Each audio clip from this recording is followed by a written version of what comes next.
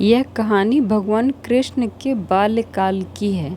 बचपन में कृष्ण बड़े ही शरारती थे। आए दिन कृष्ण भगवान के नए नए उल्हाने रोज यशोदा मैया के पास आते रहते थे। इन्हीं उल्हानों से तंग आकर एक दिन यशोदा मैया छड़ी लेकर कृष्ण भगवान के पीछे दौड़ी थी और मैया से भागते भागते गोविंद एक कुम्हार के घर में घुस गए। उस वक्त कुम्हार अपने काम में व्यस्त था, पर जब कुम्हार की दृष्टि भगवान पर पड़ी तब वह बड़ा ही प्रसन्न हो उठा।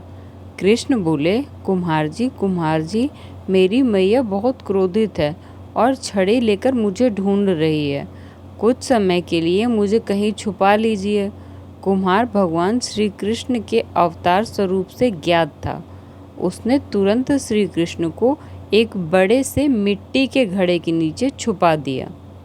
कुछ समय पश्चात जब यशोदा मैया ने वहां आकर पूछा, क्यों रे कुम्हार, क्या तूने मेरे कान्हा को देखा है? तो कुम्हार ने जवाब दिया, नहीं मैया, मैंने नहीं देखा। कुम्हार और यशोदा मैया के बीच हो रहा संवाद श्री कृष्ण गौर से सुन रहे थे। फिर जब माता यशोदा वहां से चली गईं, तब कान्हा बोले, कुम्हार जी, मेरी माता यदि चली गई हो तो मुझे इस बड़े से घड़े से बाहर निकालिए।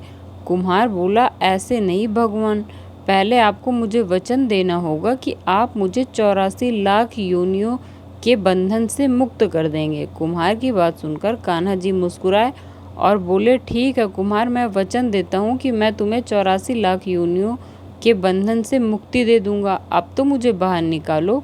कुम्हार बोला, मुझे अकेले को नहीं महाप्रभु, मेरे पूरे परिवार को भी 84 लाख योनियों के बंधन से मुक्त करने का वचन दीजिए, तो ही मैं आपको घड़े से बाहर निकालूंगा।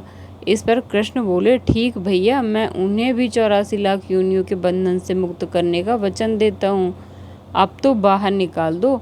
अब कुम्हार बोला, बस प्रभु जी, एक विनती और है, उसे पूरा करने का वचन देते हैं तो मैं आपको घड़े से बाहर निकाल लूँगा। कृष्ण बोले, अब वह भी बता दो। कुम्हार ने कहा, प्रभु जी, जिस घड़े के नीचे आप छुपे हैं उस घड़े को बनाने के लिए लाई गई मिट्टी मेरे बैलों पर लाद कर लाई है। आप मेरे बैलों को भी 84 लाख योनियों के बंधन से मुक्त करने का वचन दीजिए। कृष्ण भगवान ने कुम्हार का प्राणी प्रेम देखकर उन बैलों को भी मोक्ष देने का वचन दिया।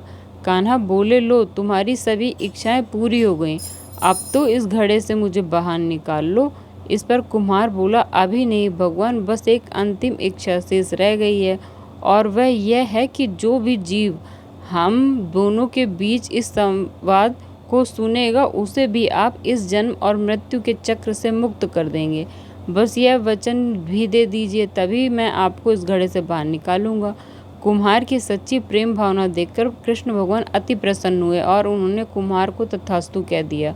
फिर जाकर कुम्हार ने बाल कृष्ण को घड़े से बाहर निकाला, उनको साष्टांग प्रणाम करके उनके चरण धोए और वह चरण अमृत प्रसाद करके अपने पूरे घर में उसका छिड़काव किया। अंत में कुम्हार प्रभु कृष्ण के गले लगकर इतना रोया कि